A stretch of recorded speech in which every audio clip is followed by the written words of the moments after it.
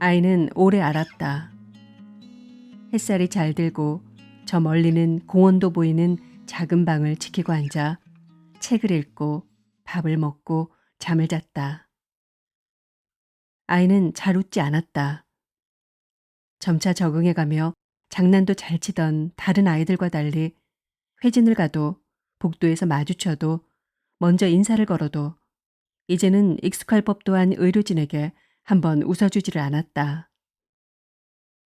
엄마는 어린아들의 오랜 항암 치료에 반쯤은 전문가가 되어 있었다. 다음 치료는 언제쯤 할지, 약에 대한 아이 몸의 반응은 어떨지, 그럼 의료진은 뭐라고 말하고 또 무얼 조심시킬지 이미 다 아는 아이 엄마는 탕비실이나 간호사실에서 커피를 홀짝이던 어린 주치의에게 항상 정중한 말로 안부를 묻곤 했다. 선생님은 안 힘드세요? 반듯한 이마와 늘 단정하게 묶은 중단발의 뒷모습을 보며 아이가 건강했다면 그의 삶은 어땠을까 하는 안타까운 마음이 몇 번인가 들기도 했다. 주말이면 아이 아빠가 찾아왔다.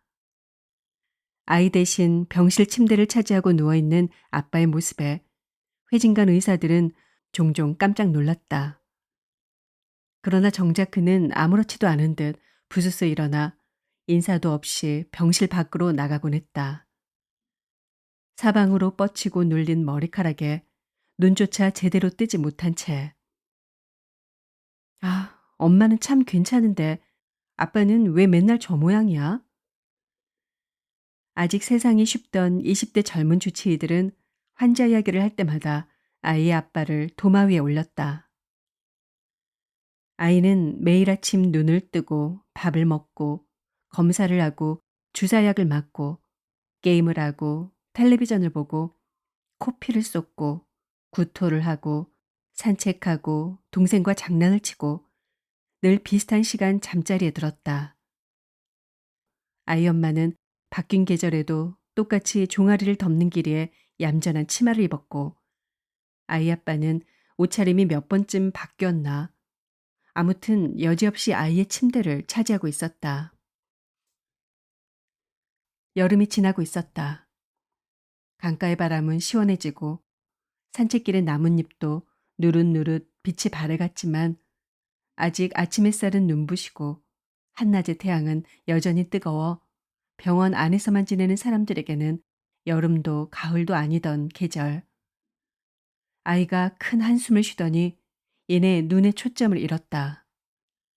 매 고비가 힘겹고 초조했을지언정 몇 번이나 함께 넘겼기에 병동의 모든 의사가 달려들어 할 수 있는 모든 걸 했지만 이번에는 아이의 호흡이 그보다 빨리 달아났다. 돌아오지 않겠다는 게 느껴지는 순간이 있다.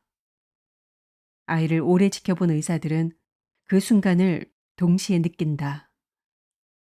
상한 아이의 몸이 더 이상 다치지 않고 영원히 아쉬울 부모의 마음도 다치지 않을 정도의 초라한 심폐소생술.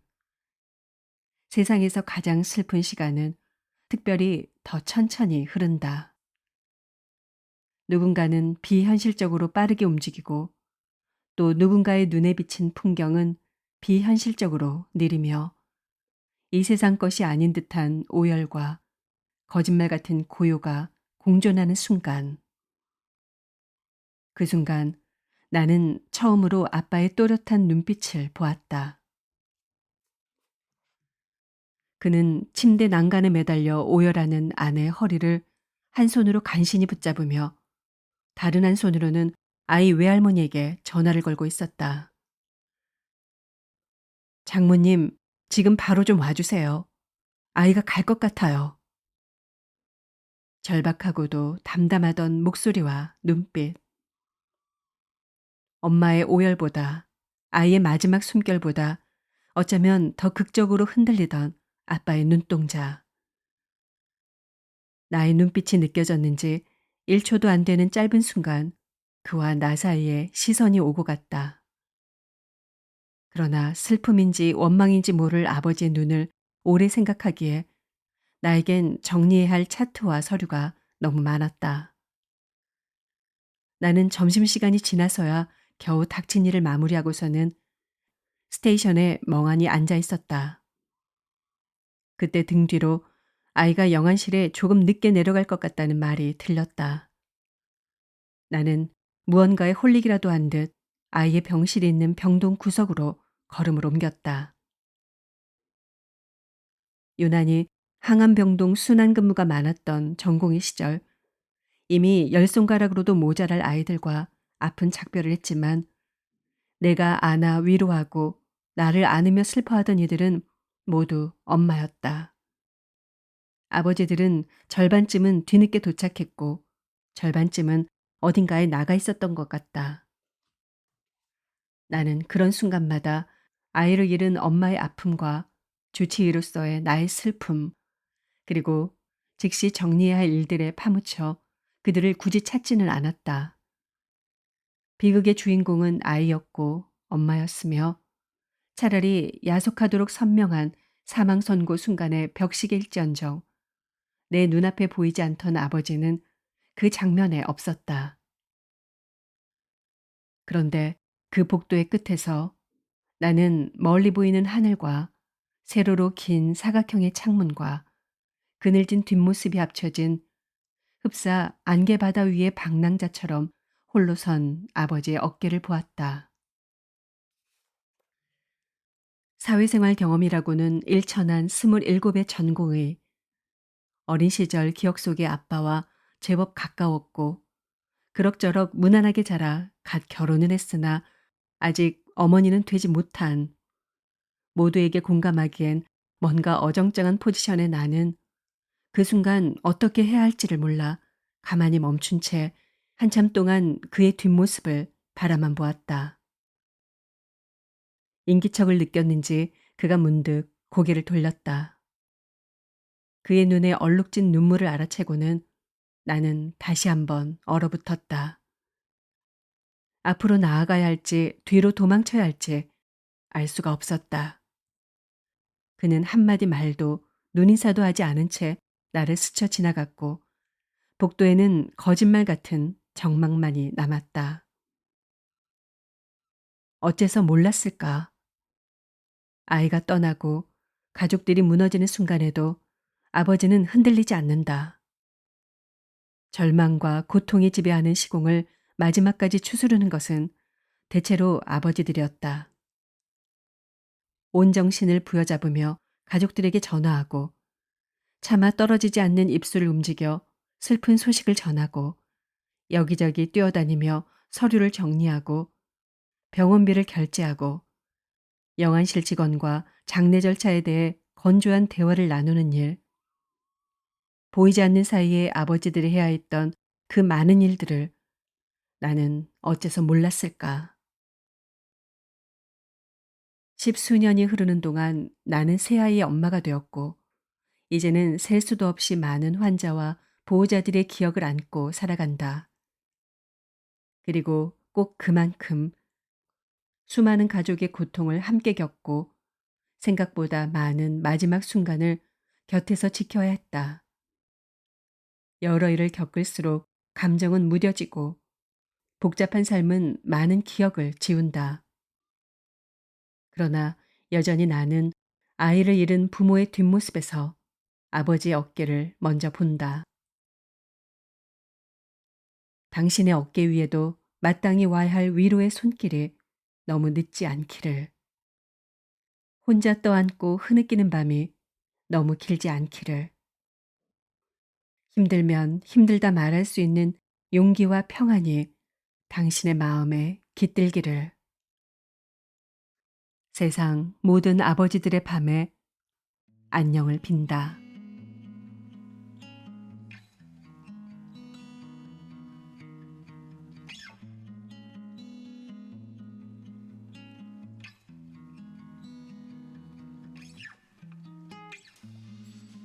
내가 있는 이곳은 소나기 내리는 날에 비닐우산과도 같아서 누구나 필요한 때가 있지만 아무도 소중히 여기거나 오래 쓸 것을 바라지 않고 오직 한순간의 비를 피하기 위해 그 아래로 뛰어든다.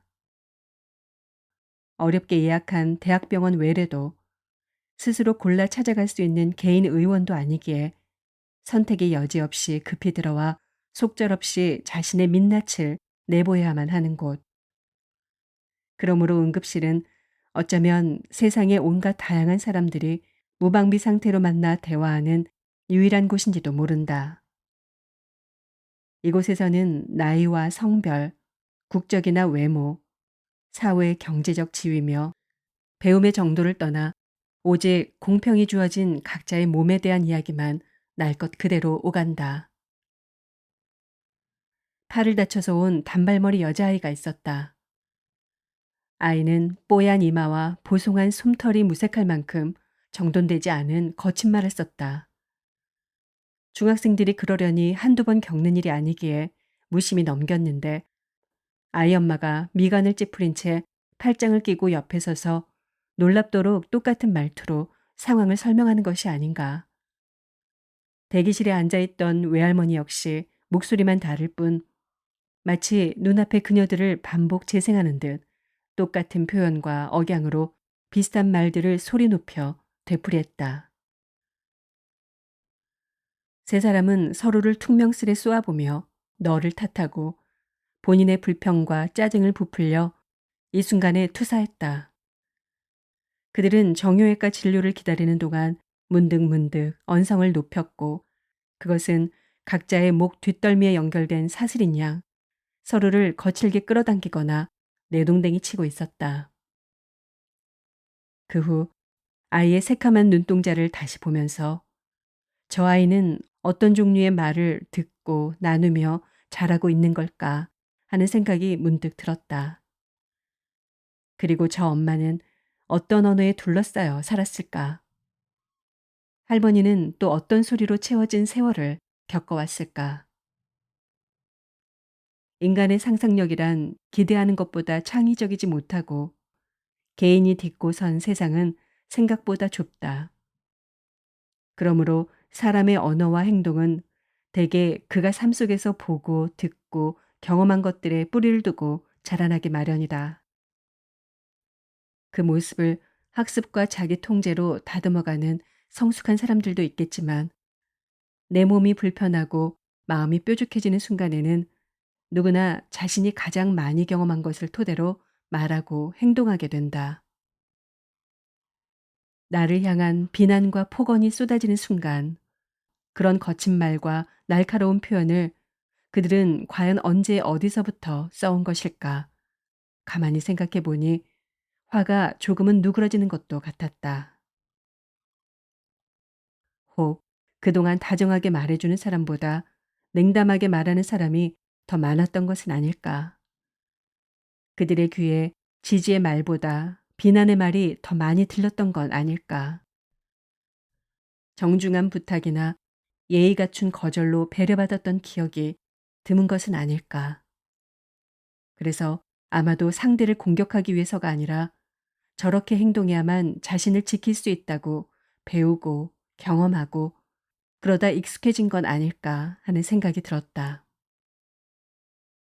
이것이 나의 얄팍한 선민의식은 아닐까 내심 걱정도 되었지만 어쨌거나 나는 아직 덜 여문 아이들을 보는 의사이므로 조금이나마 긍정적인 어른들의 대화는 어떤 것인지 나를 공격하는 사람 앞에서 굳이 요란하게 다투지 않고도 해결하는 방법은 없는지 더 고민하게 되었다. 그리고 가능한 한 나의 실제 모습보다도 더 나이스한 장면을 연출하기 위해 노력하기로 했다.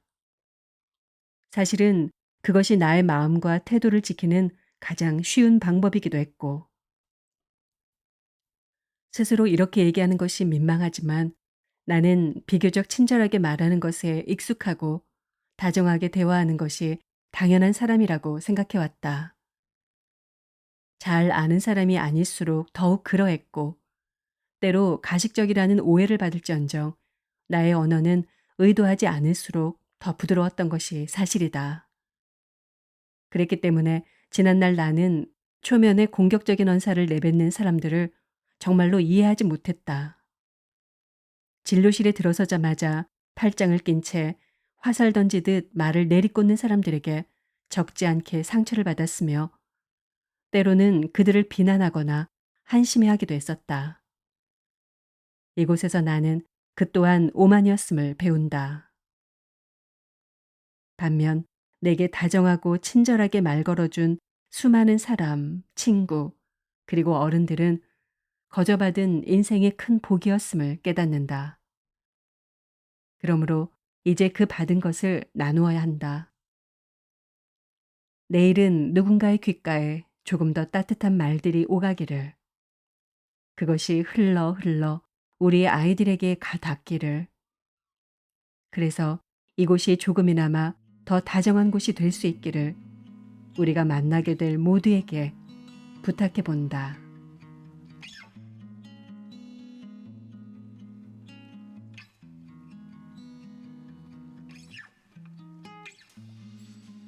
여자 중학생 2명이 나란히 접수되었다. 동갑에 똑같은 자주색 체크무늬 교복을 입었고 성은 다른 것으로 보아 아마도 친구 사이인 것 같았다. 아이들은 대기실 의자에 앉아 웃고 제잘대며 차례를 기다리고 있었다. 보호자는 집에서 출발해 곧 도착한다고 했다. 저 아이들은 왜 왔나요? 학교에서 과학 실험을 하다가 알코올 램프 불이 옆으로 옮겨 붙었는데 그 연기를 가까이서 들이마셨대요.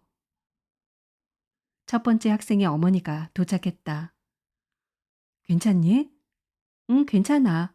멀쩡해? 응, 멀쩡해. 아까 얼마나 난리도 아니었는지 알아, 엄마?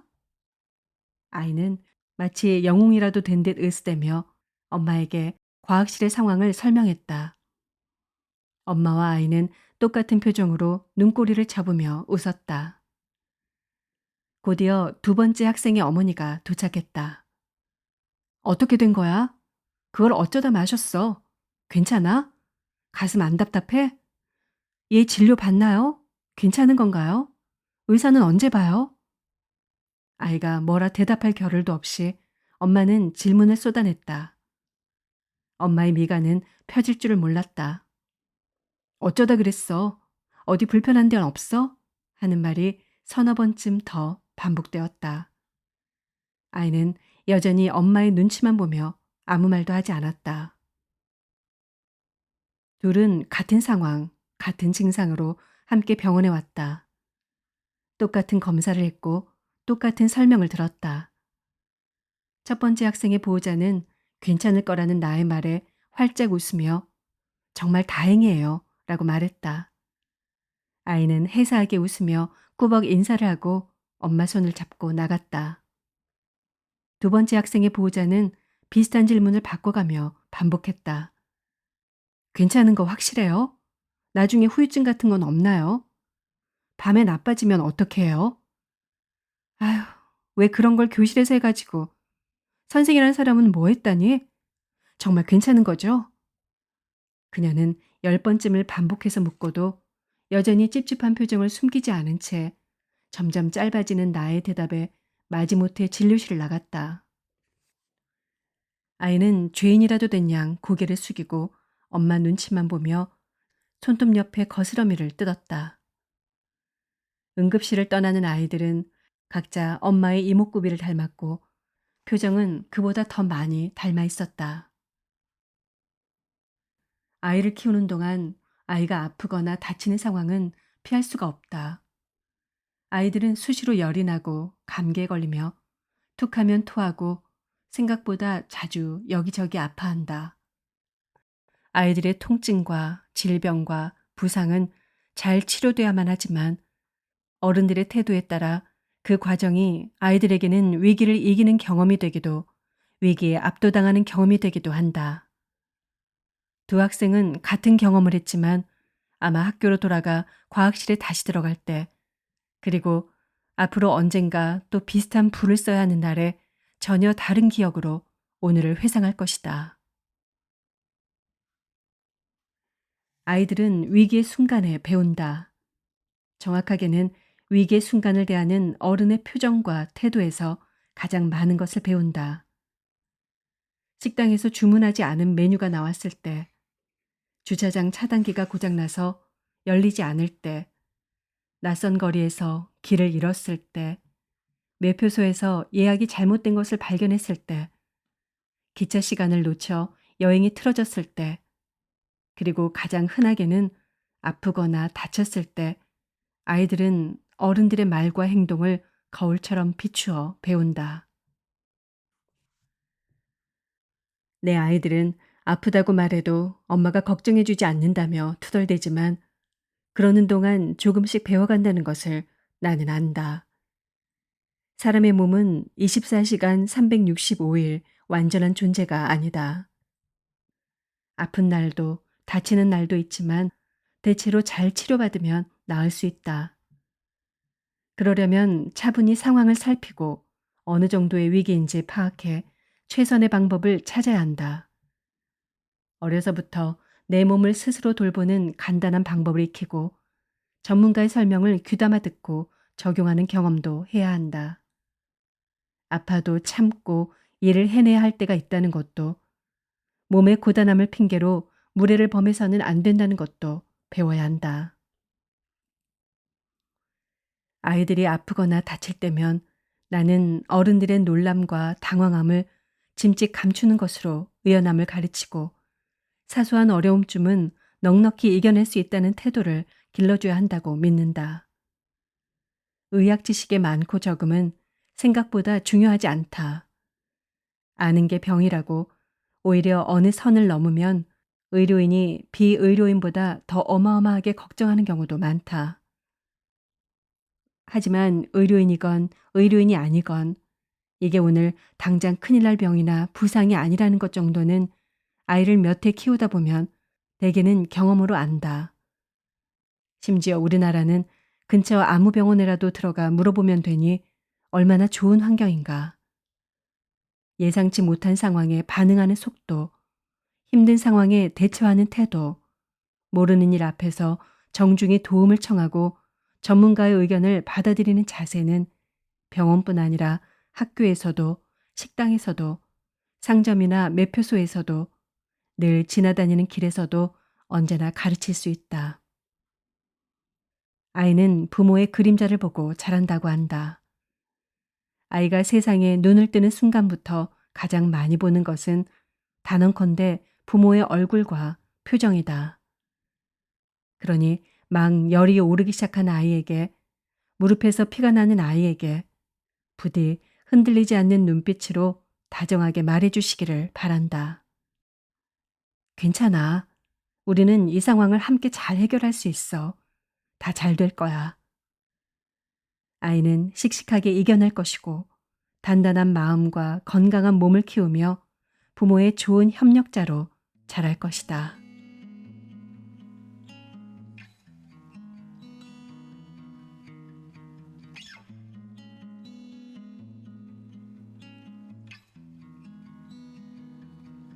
소아 응급실의 밤은 바다와도 같다. 쓰나미 같은 환자가 들어와 단 한 명만으로도 응급실이 초토화되는 밤이 있는가 하면 잔파도 같은 소소한 경환들이 무수히 줄지어 들어오는 날도 있다. 잔파도인 줄 알고 나섰다가 암초를 만나기도 하고 저녁에 붉은 선형 노을을 믿고 떠났다가 예상치 못한 폭풍우를 맞닥뜨리기도 한다. 검은 바닷속에는 무엇이 숨어 있을지 알 수 없고 하늘은 난데없는 순간에 비를 뿌린다. 항해는 깊고 멀수록 더 어렵고 위험해지기 마련이다. 이곳은 낡고 작은 구명정, 낚싯대와 작살 하나만을 지닌 채 나는 언제나 혼자 떠나야 한다. 무태 등대는 이미 보이지 않은 지 오래. 손에는 오래된 항해 지도와 나침판이 있지만 바다는 사람의 뜻대로 움직여주지 않는다. 의지해야 하는 것은 구름 사이로 희미하게 보이는 북극성, 손끝에 닿는 바닷물 온도와 미묘한 해류의 움직임, 수없이 바다로 나오며 깨우친 온몸의 감각뿐이다. 분명히 누군가에게 잘 배웠으나 말과 글로 설명하기는 어렵고 똑같이 가르쳐주기는 더욱 어려운 항해의 비밀. 아무리 애를 써 노를 젓는다 해도 오늘 밤 또는 내일 밤 언제라도 이 구명정은 바닷속으로 가라앉을지 모른다. 신생아 2명이 나란히 접수되었다. 둘 다 미열이 있고 평소와 달리 보챈다고 했다. 혈압, 맥박, 호흡수, 체온 같은 활력 징후도 두 아이가 거의 같았기에 환자 명단에 뜬 순서대로 이름을 불렀다. 생후 28일. 아이는 개구리처럼 몸을 웅크린 채 용을 썼다. 얼굴은 발개졌다가 뽀얘지기를 반복했고 속사개를 벗기자 팔을 푸드덕하며 놀란 듯 움직였다. 조심하느라 손을 비벼 대우고 천천히 움직였지만 내 손이 닿을 때마다 아기는 몸을 꼬며 낑낑대더니 이내 큰 소리로 울음을 터뜨렸다. 급히 배와 가슴을 속삭이 한 겹으로 덮어주고 살짝 몸을 누르듯 몇 번 토닥거리자 아기는 곧 조용해졌다. 폐소리는 깨끗하고 가슴의 움직임은 부드러웠지만 심장에서 잡음이 아주 크게 들렸다. 청진기를 떼지 않은 채 엄마에게 눈짓을 보내자 아, 잡음, 다음 주에 심장 초음파를 보기로 했어요. 하는 대답이 돌아왔다. 아기는 혈색이 좋고 체중이 충분히 늘고 있었으며 잘 먹고 활발하게 움직였으므로 크게 걱정할 것은 없었다. 집으로 데리고 가 평소처럼 돌보시되 예약되어 있는 심장 초음파는 꼭 확인하세요. 안녕, 귀여운 아가. 그리고 2번째 환자가 들어왔다. 생후 23일.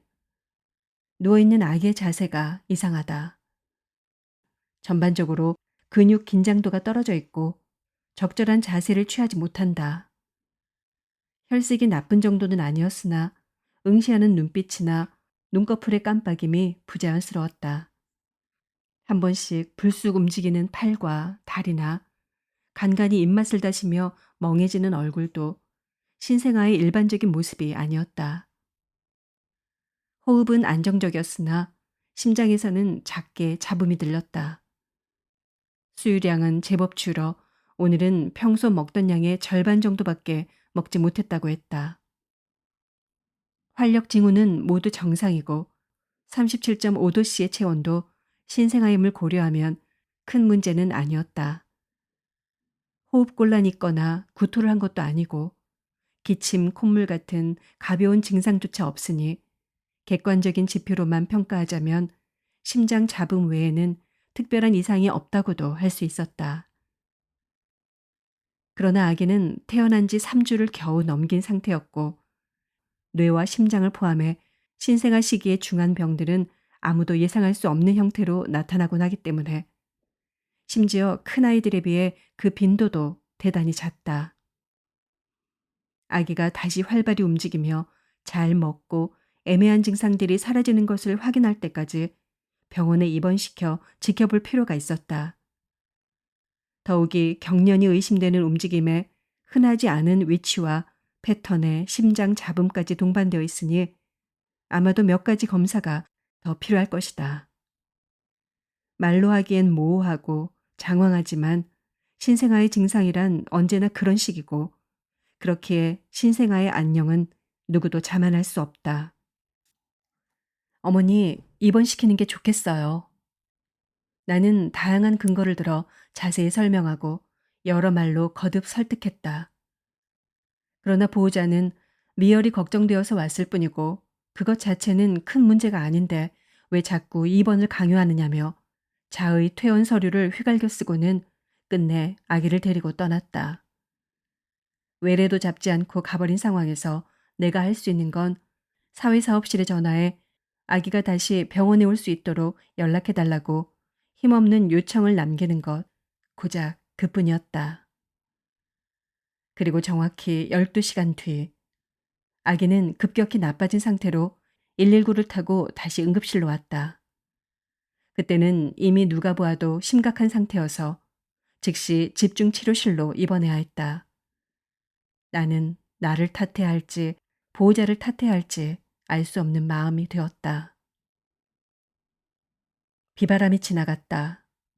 어떤 바위는 말갛게 반짝이지만 단단하지 못한 사구는 깊은 바닷속으로 사라져버리기도 한다. 맑은 날에 고요한 바다 위에서 멀리 볼 때는 그중 어느 것이 안전한 바위인지 알 수 없다. 멀리서 물고기 떼가 몰려오지만 그것이 풍요로운 귀환을 약속해줄 정어리 떼인지 나를 해하고 집어삼킬 상어인지 확신할 수 없다. 많은 전문 지식이 글과 그림으로 세상에 나와 있지만 여전히 많은 것들은 경험에 의존해야 한다. 일반의 언어로 쉽게 설득할 수 없는 것, 상식으로 간단히 이해되지 않는 것이 세상에는 너무나 많다. 뗏목 하나 모으는 게 뻔하지 뭐. 세상은 쉽게 말하지만 온갖 장비와 모니터가 붙은 대형 선박보다 오롯이 돛 하나에 의지해야 하는 뗏목의 항해가 더 쉬울리 만무하다. 그 중심에 있는 존재가 말로써 본인의 증상을 표현하지 못하는 어린아이일 때는 더욱 그렇다. 소아청소년과 전문의를 지원하는 전공의들이 사라지고 있다. 정확히 5년째 간격이 고른 계단처럼 착착 줄어드는 전공의 숫자는 똑같은 숫자로 착착 줄어드는 소아청소년과 전문의의 예고편이다. 아이의 혈색, 숨소리, 목소리 하나로도 위험을 잡아낼 수 있도록 수년에 걸쳐 이미 충분히 훈련된 전문의들마저 소아청소년과 진료 현장을 떠난다. 경험의 축적과 전수가 사라지는 소아청소년과 노인이 사라지는 바다. 우리는 다시 먼 바다로 나갈 수 있을까?